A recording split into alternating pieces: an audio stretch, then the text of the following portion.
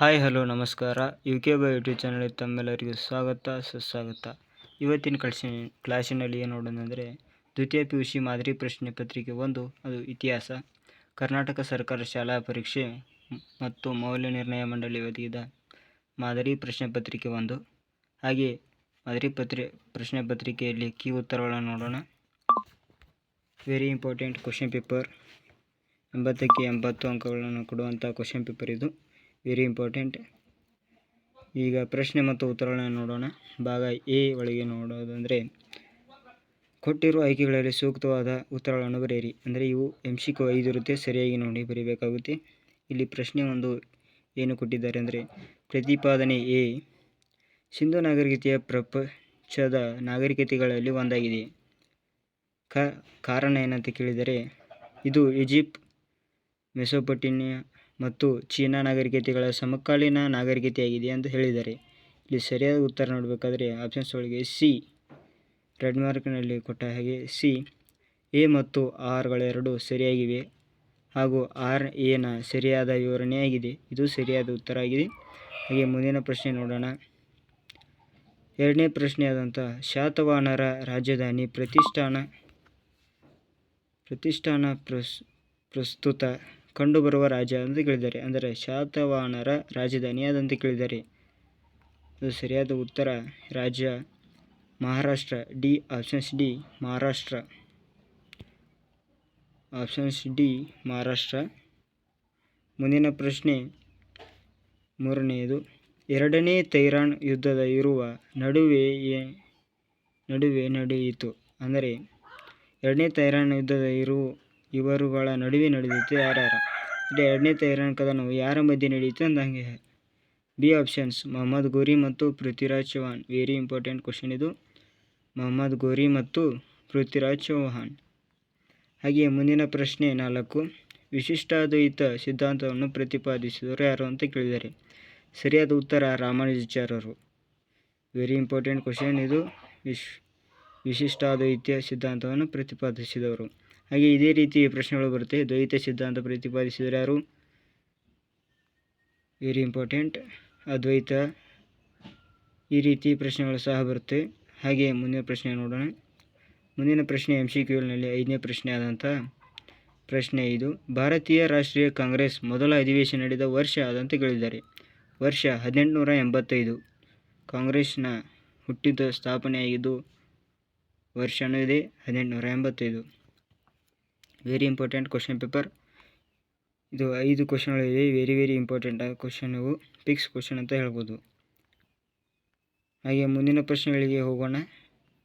Very important ಅಂತ question paper ಇದು. ಇಲ್ಲಿ ಬಿಟ್ಟ ಸ್ಥಳ ನೋಡೋಣ. ಬಿಟ್ಟ ಸ್ಥಳದಲ್ಲಿ 6ನೇ ಪ್ರಶ್ನೆ ಅಶ್ವಘೋಷ ರಚಿಸಿದ ಕೃತಿ ಯಾವುದಂತ ಕೇಳಿದ್ದಾರೆ. ಉತ್ತರ ಬುದ್ಧಚರಿತ. 7ನೇ ಪ್ರಶ್ನೆ ಎಲಿಫೆಂಟಾದ ಪುರಾತನ ಹೆಸರು ಏನಂತ ಕೇಳಿದ್ದಾರೆ. ಎಲಿಫೆಂಟಾದ ಪುರಾತನ ಹೆಸರು ಗೊರವಪುರಿ. Very important. ಈ ಗೊರವಪುರಿ ಅಂತ ನೀವು ಬರೀಬೇಕಾಗುತ್ತೆ. ವೆರಿ ಇಂಪಾರ್ಟೆಂಟ್ ಆದಂಥ ಕ್ವಶನ್ ಆ್ಯಂಡ್ ಆನ್ಸರ್ಸ್ ಇವು. ಹಾಗೆ 8ನೇ ಪ್ರಶ್ನೆ ಡ್ಯಾನ್ಸ್ನನ್ನು ಭಾರತದ ಗಿಣಿ ಎಂದು ಕರೆಯುತ್ತಾರೆ. ಭಾರತದ ಗಿಣಿ ಎಂದು ಯಾರನ್ನು ಕರೀತಾರೆ ಅಂದರೆ ಅಮೀರ್ ಖುಸ್ರೋ ಅವ್ರನ್ನ ಕರೀತಾರೆ. ಅಮೀರ್ ಖುಸ್ರೋ. ಹಾಗೆ 9ನೇ ಪ್ರಶ್ನೆ ನೋಡೋಣ. ಡ್ಯಾಶ್ ರವರು ಮೈಸೂರು ರಾಜ್ಯದ ಪ್ರಥಮ ಮುಖ್ಯಮಂತ್ರಿಗಳಾಗಿದ್ದರು. ಅಂದರೆ ಮೈಸೂರು ರಾಜ್ಯದ ಪ್ರಥಮ ಮುಖ್ಯಮಂತ್ರಿ ಯಾರು ಎಂದರೆ ಕೇಳಿದ್ದಾರೆ. ಹಾಗೆ ಕರ್ನಾಟಕದ ಮೊದಲ ಮುಖ್ಯಮಂತ್ರಿ ಆಗಿದ್ದು KC ರೆಡ್ಡಿನೇ. ಹಾಗೆ ಮೈಸೂರು ರಾಜ್ಯದ ಪ್ರಥಮ ಮುಖ್ಯಮಂತ್ರಿನೂ KC ರೆಡ್ಡಿನೇ. Very important. ಕನ್ಫ್ಯೂಸ್ ಆಗಿ ಕೇಳ್ತಾರೆ, ನೀವು ಸರಿಯಾಗಿ ನೋಡ್ಕೋಬೇಕಾಗುತ್ತೆ. ಹಾಗೆ 10ನೇ ಪ್ರಶ್ನೆಯನ್ನು ನೋಡೋಣ. ರಕ್ಷಿಸು ಕರ್ನಾಟಕ ದೇವಿ ಗೀತೆಯನ್ನು ರಚಿಸಿದವರು ಯಾರು ಅಂತ ಕೇಳಿದ್ದಾರೆ. ಈ ಗೀತೆಯನ್ನು ರಚಿಸಿದವರು ಯಾರು? ಶಾಂತಕವಿಯವರು ರಕ್ಷಿಸು ಕರ್ನಾಟಕ ದೇವಿ ಅಂತ ಗೀತೆಯನ್ನು ಬರೆದಿದ್ದಾರೆ. ಹಾಗೆ ಇವರ ಶಾಂತಕವಿಯವರ ಗ್ರಂಥ, ಕೃತಿ, ಕಾಲಮನ್ನು ಸಹ ಕೇಳ್ತಾರೆ. Very important. ಬಿಟ್ಟ ಸ್ಥಳದಲ್ಲಿ ವೆರಿ ಇಂಪಾರ್ಟೆಂಟ್ ಅಂತ ಕ್ವಶನ್ಗಳು ಸಹ ಕೇಳಿದ್ದಾರೆ. 5 ಪ್ರಶ್ನೆಗಳಿರುತ್ತೆ. ಟೋಟಲ್ ಆಗಿ 10 ಪ್ರಶ್ನೆಗಳು ಈಗ ಮುಗಿದು MCQ ಬಿಟ್ಟ ಸ್ಥಳ. ಹಾಗೆ ಹೊಂದಿಸಿ ಬರೆಯೋಣ. ಮುಂದೆ ನೋಡೋಣ. ಹೊಂದಿಸಿ ಬರೆಯೋದ್ರಲ್ಲಿ 5 ಪ್ರಶ್ನೆಗಳಿರುತ್ತೆ. ಇಲ್ಲಿ ಏನು ಪ್ರಶ್ನೆ ಕೊಟ್ಟಿದ್ದಾರೆ ಅಂತ ನೋಡೋಣ. ಇಲ್ಲಿ ವೆಮಾಕ್ಯಾಂಡ್ ಪೈಸಸ್. ಇದು ವೆಮಾಕ್ಯಾಂಡ್ ಪೈಸಸ್ ಕುಶಾನರ ಅರಸನಾಗಿದ್ದ. 1ನೇ ಪ್ರಶ್ನೆ ಕುಶಾನರ ಅರಸ. ಇದು ಸರಿಯಾದ ಉತ್ತರ 1. ಹಾಗೆಯೇ ಎರಡನೇ ಪ್ರಶ್ನೆ ರಾಜ ತೋದರಮಲ್ಲ ಇವರೇನು ಯಾವುದಂತ ನೋಡೋಣ. ಸರಿಯಾದ ಉತ್ತರ ಕಂದಾಯ ಮಂತ್ರಿ. 2 ಕಂದಾಯ ಮಂತ್ರಿ. ಮೂರನೇ ಪ್ರಶ್ನೆ ಎರಡನೇ ಇಬ್ರಾಹಿಂ ಆದಿಲ್ ಶಾ ಇವರನ್ನು ಏನಂತ ಕರೀತಾರೆ ಅಂದರೆ ಜಗದ್ಗುರು ಬಾದ್ಶಾ ಅಂತ ಕರೀತಾರೆ. ವೆರಿ ಇಂಪಾರ್ಟೆಂಟ್, ಜಗದ್ಗುರು ಬಾದ್ಶಾ. ಹಾಗೆ ಡಿ ಗುರುನಾನಕ್ ಇವರು ಸಿಖ್ ಧರ್ಮದ ಸ್ಥಾಪಕ. ಗುರುನಾನಕರು ಹೆಚ್ಚಾಗಿ ಕೇಳಿದ ಪ್ರಶ್ನೆಯಾಗಿದೆ. ಗುರುನಾನಕ್ ಅವರು ಸಿಖ್ ಧರ್ಮದ ಸ್ಥಾಪಕರಾಗಿದ್ದಾರೆ. ಹಾಗೆ ಈ ಪ್ರಶ್ನೆ ಆಲೂರು ವೆಂಕಟರಾಯವರ ಕರ್ನಾಟಕ ಗತವೈಭವ. ಕರ್ನಾಟಕ ಗತವೈಭವ 5ನೇ ಪ್ರಶ್ನೆಗೆ ಕರ್ನಾಟಕದ ಗತವೈಭವ ಸರಿಯಾದ ಉತ್ತರ ಆಗಿದೆ. ಹಾಗೆ ಮುಂದಿನ ಪ್ರಶ್ನೆಗಳನ್ನು ನೋಡೋಣ. ಪ್ರಶ್ನೆ ಸಹ ಉತ್ತರಗಳು ಇಲ್ಲಿವೆ, ಸರಿಯಾಗಿ ನೋಡ್ಕೊಳ್ಳಿ. ಇಲ್ಲಿ ಪ್ರಶ್ನೆ ಒಂದು ವಾಕ್ಯದಲ್ಲಿ ಉತ್ತರಿಸಿ ಅಂತ ಕೊಟ್ಟಿದ್ದಾರೆ. ಇಲ್ಲಿ 5 ಅಂಕ ಒಂದು ವಾಕ್ಯದಲ್ಲಿ ಪ್ರಶ್ನೆಗಳು ಇರುತ್ತವೆ, 5 ಅಂಕದ ಪ್ರಶ್ನೆಗಳು. ಹಾಗೆ 12ನೇ ಪ್ರಶ್ನೆ ನೋಡೋಣ. ಸಿಂಧೂ ನಾಗರಿಕತೆ ಹಡಗುಕಟ್ಟೆ ಎಲ್ಲಿ ಪತ್ತೆಯಾಗಿದೆ? ಸರಿಯಾದ ಉತ್ತರ ಗುಜರಾತಿನ ಲೋತಾಲಲ್ಲಿ. ಗುಜರಾತಿನ ಲೋತಾಳ್. ಹಾಗೆ 13ನೇ ಪ್ರಶ್ನೆ ಇಂಪಾರ್ಟೆಂಟ್ ಅಂತ. 13ನೇ ಪ್ರಶ್ನೆ ಅರ್ಥಶಾಸ್ತ್ರ ಬರೆದವರು ಯಾರು? ಅರ್ಥಶಾಸ್ತ್ರ ಬರೆದವರು ಕೌಟಿಲ್ಯ. 14ನೇ ಪ್ರಶ್ನೆ ಕಬೀರರು ರಚಿಸಿದ ಭಕ್ತಿಗೀತೆ ಯಾದಂತ ಕೇಳಿದ್ದಾರೆ. ಭಕ್ತಿಗೀತೆಗಳು ಯಾವ ಪ್ರಕಾರದಲ್ಲಿದೆ? ಯಾವ ಪ್ರಕಾರದಲ್ಲಿದೆ? ಸರಿಯಾದ ಉತ್ತರ ದೋಹೆ ಪ್ರಕಾರದಲ್ಲಿದೆ. ಹಾಗೆ 15ನೇ ಪ್ರಶ್ನೆ ಡಚ್ ಈಸ್ಟ್ ಇಂಡಿಯಾ ಕಂಪನಿ ಯಾವ ವರ್ಷ ಸ್ಥಾಪನೆಯಾಯಿತು? ಸರಿಯಾದ ಉತ್ತರ 1602. 16ನೇ ಪ್ರಶ್ನೆ ಸೋರಿಕೆ ಸಿದ್ಧಾಂತದ ಪ್ರತಿಪಾದಕರು ಯಾರು ಅಂತ ಕೇಳಿದ್ದಾರೆ. ಪ್ರತಿಪಾದಕರು ದಾದಾಬಾಯಿ ನವರೋಜಿ. ದಾದಾಬಾಯಿ ನವರೋಜಿ. ಇಂಪಾರ್ಟೆಂಟ್ ಕ್ವಶನ್ಗಳು ಸಹ ಕೇಳಿದ್ದಾರೆ. Very very important. 16ನೇ ಪ್ರಶ್ನೆ ಆಗಿರ್ಬೋದು, 15ನೇ ಪ್ರಶ್ನೆ ವೆರಿ ವೆರಿ ಇಂಪಾರ್ಟೆಂಟ್. ಹಾಗೆ ಮುಂದೆ ಭಾಗ ಬಿ ಒಳಗೆ ನೋಡೋಣ. ಭಾಗ ಬಿ ಒಳಗೆ 2 ಮಾರ್ಕ್ಸಿನ ಪ್ರಶ್ನೆಗಳು ನೋಡೋಣ. ಇಲ್ಲಿ 8 ಪ್ರಶ್ನೆಗಳನ್ನು ನೀವು ಬರೆದರೆ 16 ಅಂಕಗಳು ಸಿಗುತ್ತವೆ. ವೆರಿ ಇಂಪಾರ್ಟೆಂಟ್ ಆದಂತಹ ಕ್ವಶನ್ ಪೇಪರ್ ಇದು. ಹಾಗೆ ಪ್ರಶ್ನೆಗಳನ್ನು ನೋಡೋಣ. 17ನೇ ಪ್ರಶ್ನೆಯಾದಂತಹ ಭಾರತದ 2 ಇತರೆ ಹೆಸರುಗಳನ್ನು ತಿಳಿಸಿ. ಅಂದರೆ ಭಾರತಕ್ಕೆ ಸಿಕ್ಕಂಥ ಮೊದಲ ಹೆಸರುಗಳು ಯಾವುವು ಅಂತ ಕೇಳಿದ್ದಾರೆ. ಸರಿಯಾದ ಉತ್ತರ ಭರತವರ್ಷ, ಭರತಖಂಡ, ಜಂಬೂದ್ವೀಪ, ಇಂಡಿಯಾ ಮತ್ತು ಹಿಂದೂಸ್ತಾನ್ ಅಂತಲೂ ಹೇಳಬಹುದು. ಹಾಗೆ 18ನೇ ಪ್ರಶ್ನೆ ಭಾರತದಲ್ಲಿ ಉದಯಿಸಿರುವ ಯಾವುದಾದರೂ 2 ಪ್ರಮುಖ ಧರ್ಮಗಳನ್ನು ಕೇಳಿದ್ದಾರೆ. ಅನೇಕ ಧರ್ಮಗಳಿವೆ, ಯಾವ ಬೇಕಾದ ಧರ್ಮಗಳ ಬಗ್ಗೆ ಬರೆಯುವುದು. ಹಾಗೆ ನಾನು ಈಗ ಹೇಳ್ತೀನಿ. ಹಿಂದೂ ಧರ್ಮ, ಜೈನ ಧರ್ಮ, ಬೌದ್ಧ ಧರ್ಮ, ಸಿಖ್ ಧರ್ಮ, ಕ್ರೈಸ್ತ ಧರ್ಮ ಇನ್ನಿತರ ಧರ್ಮಗಳು ಭಾರತದಲ್ಲಿ ಉದಯಿಸಿವೆ. ಹಾಗೆ 19ನೇ ಪ್ರಶ್ನೆ ಪ್ಯಾಲಿಯೋಲಿಥಿಕ್ ಪದದ ಅರ್ಥವೇನು ಅಂತ ಕೇಳಿದ್ದಾರೆ. ಪ್ಯಾಲಿಯೋ ಎಂದರೆ ಹಳೆಯ, ಲಿಥಿಕ್ ಎಂದರೆ ಶಿಲೆ. ಪ್ಯಾಲಿಯೋ ಎಂದರೆ ಹಳೆಯ, ಲಿಥಿಕ್ ಎಂದರೆ ಶಿಲೆ. ಇದನ್ನು ಸರಿಯಾಗಿ ಕೂಡಿಸಿದಾಗ ಹಳೆಯ ಶಿಲಾಯುಗ ಎಂದ ಅರ್ಥ ಕೊಡುತ್ತದೆ. ಹಳೆಯ ಶಿಲಾಯುಗದ ಎಂದರ್ಥ. ಹಾಗೆ 20ನೇ ಪ್ರಶ್ನೆ ಸಿಂಧೂ ನಾಗರಿಕತೆಯ ಶವ ಸಂಸ್ಕಾರ ಪದ್ಧತಿ ತಿಳಿಸಿ ಅಂತ ಕೇಳಿದ್ದಾರೆ. ಸಿಂಧೂ ನಾಗರಿಕತೆಯವರು ಹೂಳುವ, ದಹನ ಮಾಡುವ ಪದ್ಧತಿಯನ್ನು ಹೊಂದಿದ್ದರು. ಹಾಗೆ 21ನೇ ಪ್ರಶ್ನೆ ಗೊಮ್ಮಟೇಶ್ವರ ವಿಗ್ರಹವನ್ನು ಪ್ರತಿಷ್ಠಾಪಿಸಿದವರು ಯಾರು ಅಂತ ಕೇಳಿದ್ದಾರೆ. ಹಾಗೆ ಎಲ್ಲಿ ಅಂತಲೂ ಕೇಳಿದ್ದಾರೆ. ಸರಿಯಾದ ಉತ್ತರ ಚಾವುಂಡರಾಯನು ಶ್ರವಣಬೆಳಗೊಳದಲ್ಲಿ ಸ್ಥಾಪಿಸಿದನು. ಅಂದರೆ ಗೊಮ್ಮಟೇಶ್ವರ ವಿಗ್ರಹವನ್ನು ಕೆತ್ತನೆ ಮಾಡಿದನು ಚಾವುಂಡರಾಯ. ಅದನ್ನು ಪ್ರತಿಷ್ಠಾಪನೆ ಮಾಡಿದ್ದು ಶ್ರವಣಬೆಳಗೊಳದಲ್ಲಿ. ಈಗ ಮುಂದಿನ ಪ್ರಶ್ನೆ ನೋಡೋಣ. 22ನೇ ಪ್ರಶ್ನೆ ವಿಷ್ಣುವರ್ಧನನ ಯಾವುದಾದರೂ 2 ಬಿರುದುಗಳನ್ನು ಕೇಳಿದ್ದಾರೆ. ಇಂಪಾರ್ಟೆಂಟ್ ಅಂತ ಪ್ರಶ್ನೆ ಇದು. ಇದೇ ರೀತಿ ಹೊಸ ಹೊಸ ಪ್ರಶ್ನೆಗಳನ್ನು ಕೇಳ್ತಾರೆ. ವಿಷ್ಣುವರ್ಧನ 2 ಬಿರುದುಗಳು, ಕೃಷ್ಣದೇವರಾಯನ ಬಿರುದುಗಳು, ಶಿವಾಜಿಯ ಬಿರುದುಗಳು, ಇನ್ನಿತರ ರಾಜವಂಶರ ಬಿರುದುಗಳನ್ನು ಸಹ ಕೇಳುತ್ತಾರೆ. ಕವಿಗಳ ಬಿರುದುಗಳನ್ನು ಕೇಳುತ್ತಾರೆ. ಈಗ ಈ ಪ್ರಶ್ನೆಗೆ ಬಿರುದುಗಳನ್ನು ನೋಡೋಣ. ವಿಷ್ಣುವರ್ಧನ ಯಾವುದಾದರೂ 2 ಬಿರುದು ಅಂದರೆ ತಳಕಾಡುಗೊಂಡ, ಕಂಚಿಗೊಂಡ, ಮಹಾಮಂಡಲೇಶ್ವರ ಇವು ಮುಂತಾದವು ಸರಿಯಾಗಿವೆ. 23ನೇ ಪ್ರಶ್ನೆ ಇಂಡೋ ಇಸ್ಲಾಮಿಕ್ ಶೈಲಿಯ ಯಾವುದಾದರೂ 2 ಲಕ್ಷಣ ಕೇಳಿದ್ದಾರೆ. Very very important. ಇಸ್ಲಾಮಿಕರ ಶೈಲಿಗಳು ಕೇಳಿದ್ದಾರೆ. ಇಲ್ಲಿ ಪ್ರಶ್ನೆದಾಗಿ ಮಿನಾರ್, ಕಮಾನುಗಳು, ಗುಮ್ಮಟಗಳು, ಹಜಾರ್ಗಳು, ಬೃಹತ್ ಹೆಬ್ಬಾಗಿಲುಗಳು ಸಹ ಕೇಳಿದ್ದಾರೆ. ಈ ರೀತಿ ಉತ್ತರಗಳನ್ನು ನೀವು ಬರೆಯಬೇಕಾಗುತ್ತೆ. ಹಾಗೆ ಮುಂದಿನ ಪ್ರಶ್ನೆ ನೋಡೋಣ. 24ನೇ ಪ್ರಶ್ನೆ ತಾಜ್ ಮಹಲ್ ಕಟ್ಟಿಸಿದವರು ಯಾರು? ಅದು ಎಲ್ಲಿದೆ? ಸರಿಯಾದ ಉತ್ತರ ಕಟ್ಟಿಸಿದವರು ಶಹಜಾನ್. ಅದು ಆಗ್ರಾದಲ್ಲಿದೆ. ಮುಂದಿನ ಪ್ರಶ್ನೆ 25. ಶಂಕರಾಚಾರ್ಯರನ್ನು ಷಣ್ಮುಖ ಸ್ಥಾಪನಾಚಾರ್ಯ ಎಂದು ಕರೆಯಲು ಕಾರಣವೇನು ಅಂತ ಕೇಳಿದ್ದಾರೆ. ಉತ್ತರ ನೋಡೋಣ. ಶಂಕರಾಚಾರ್ಯರು ಶಿವ, ವಿಷ್ಣು, ಸೂರ್ಯ, ಗಣೇಶ, ಕುಮಾರ ಮತ್ತು ಶಕ್ತಿ ದೇವರುಗಳ ಪೂಜೆಗೆ ಪ್ರಾಮುಖ್ಯತೆ ನೀಡಿ ವಿವಿಧ ಪಂಥಗಳನ್ನು ಒಗ್ಗೂಡಿಸಲು ಪ್ರಯತ್ನಿಸಿದರು. ಆದ್ದರಿಂದ ಷಣ್ಮತ. ಮುಂದಿನ ಪ್ರಶ್ನೆ ನೋಡೋಣ. 26ನೇ ಪ್ರಶ್ನೆ. ಹನುಮವ ಮಂಟಪವನ್ನು ಸ್ಥಾಪಿಸಿದವರು ಯಾರು? ಅದು ಎಲ್ಲಿದೆ ಅಂತ ಕೇಳಿದ್ದಾರೆ. ಸ್ಥಾಪಿಸಿದವರು ಬಸವೇಶ್ವರವರು. ಅದು ಕಲ್ಯಾಣದಲ್ಲಿದೆ. ಮುಂದಿನ ಪ್ರಶ್ನೆ 27. ಕಪ್ಪು ಕೋಣೆ ದುರಂತ ಎಂದರೇನು?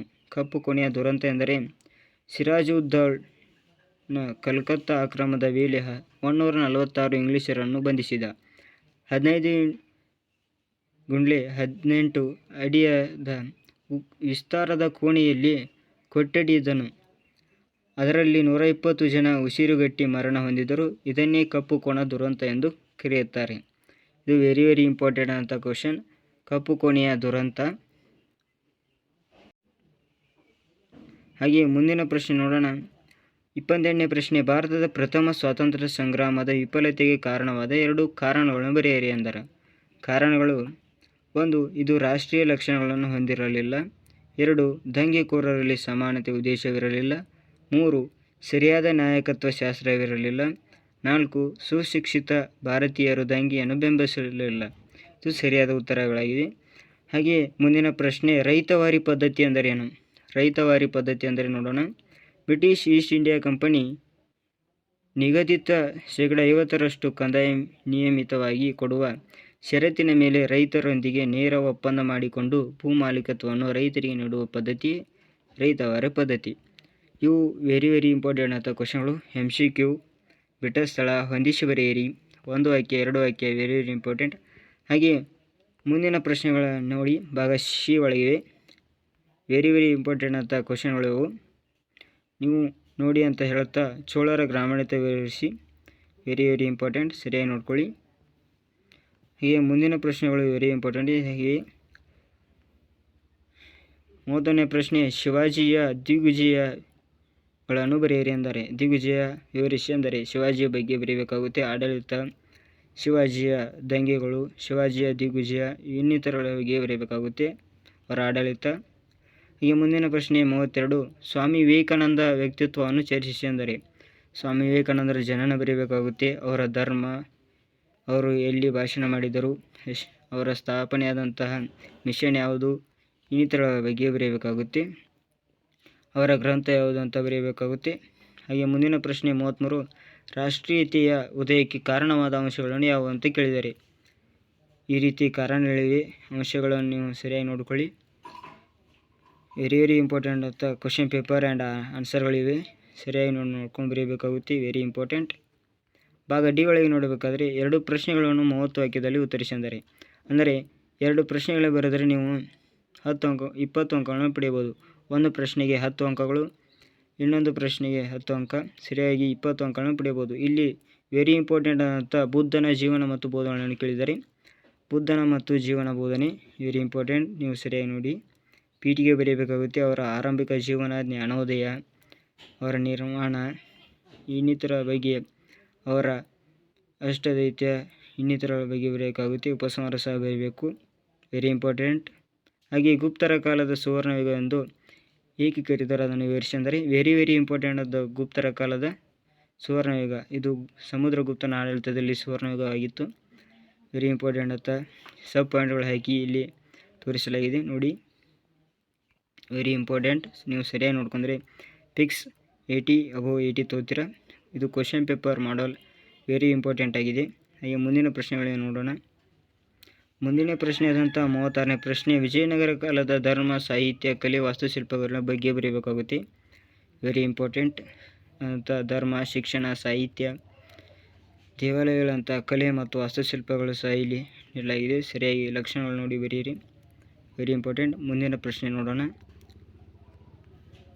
ಮುಂದಿನ ಪ್ರಶ್ನೆ ಕೊಟ್ಟಿದ್ದಾರೆ. 37ನೇ ಪ್ರಶ್ನೆಯಾದಂಥ ಸರ್ ಎಂ ವಿಶ್ವೇಶ್ವರಯ್ಯರ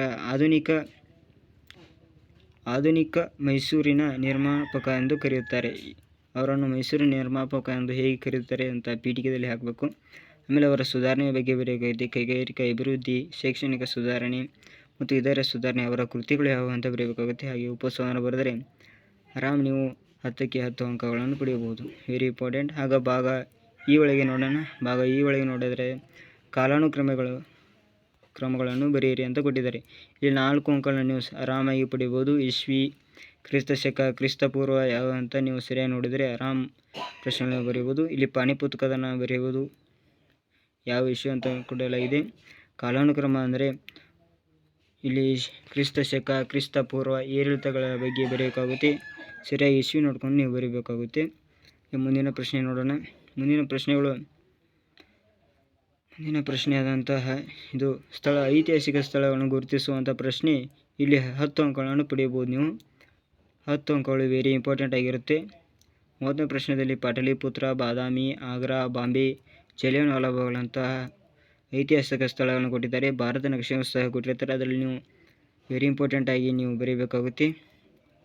ಇದು 10 ಅಂಕದ ಪ್ರಶ್ನೆ. ಇದೇ ರೀತಿ 6 ಪ್ರಶ್ನೆಯನ್ನು ಕೊಟ್ಟಿರುತ್ತಾರೆ. ನೀವು ಸರಿಯಾಗಿ ಬರೀಬೇಕಾಗು. ಇಲ್ಲಿ ಏನು ಕೊಟ್ಟಿದ್ದಾರೆ ಅಂದರೆ ಭಾಗ ಎಫ್ ಒಳಗೆ ವಿಕಲಚೇತನರಿಗೆ ವಿದ್ಯಾರ್ಥಿಗಳು ಮಾತ್ರ ಅಂತ ಕೊಟ್ಟಿದ್ದಾರೆ. Very important. ಅವರಿಗೆ ಸರಿಯಾಗಿ ಅಕ್ಬರ್ನ ಜೀವನ, ಸಾಧನೆ ಮತ್ತು ಬೋಧನೆ ಕೊಟ್ಟಿದ್ದಾರೆ. ಒಂದು ಪ್ರಶ್ನೆ ಬರೆದರೆ 10 ಅಂಕಗಳು.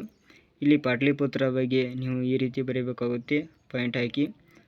ವೆರಿ ಇಂಪಾರ್ಟೆಂಟ್ ಆದಂಥ ಕ್ವಶನ್ ಪೇಪರ್ ಇದು. Very important. ಈ ರೀತಿ ನೋಡಿ ಅಂತ ಹೇಳಿ ವೆರಿ ಇಂಪಾರ್ಟೆಂಟ್. ಇಲ್ಲಿ ಭಾರತ ನಕ್ಷೆಯು ಸಹ ನೋಡಬಹುದು. ಐತಿಹಾಸಿಕ ಸ್ಥಳಗಳನ್ನು ಗುರುತಿಸಲಾಗಿದೆ. ಸರಿಯಾಗಿ ನೀವು ಐತಿಹಾಸಿಕಗಳನ್ನು ನೆನಪಿಟ್ಟುಕೊಂಡ್ರೆ ನಕ್ಷೆಯನ್ನು ಗುರುತಿಸಿದರೆ ಸಾಕು. 10ಕ್ಕೆ 10 ಅಂಕಗಳನ್ನು ಪಡೆಯಬಹುದು. ಹಾಗೆಯೇ ಪಾಯಿಂಟ್ಗಳಂತ ಎಕ್ಸ್ಪ್ಲೇನ್ ಮಾಡಬೇಕಾಗುತ್ತೆ. ವೆರಿ ಇಂಪಾರ್ಟೆಂಟ್ ಆಗಿದೆ ಕ್ವಶನ್ ಪೇಪರ್ ಇದು. Very important. ಇದೇ ರೀತಿ ಹೊಸ ವಿಡಿಯೋಗಳು ನಮ್ಮ ಚಾನಲ್ನಲ್ಲಿ ಇರುತ್ತೆ. ಹೊಸ ವಿಡಿಯೋಗಳು ಮಾಡಿ ಸಪೋರ್ಟ್ ಮಾಡು ಅಂತ ಹೇಳ್ತಾ, ನಮ್ಮ ಚಾನಲ್ ಸಬ್ಸ್ಕ್ರೈಬ್ ಮಾಡ್ಕೊಳ್ಳಿ ಅಂತ ಹೇಳ್ತಾ, ಎಲ್ಲರಿಗೂ all the best. Thank you.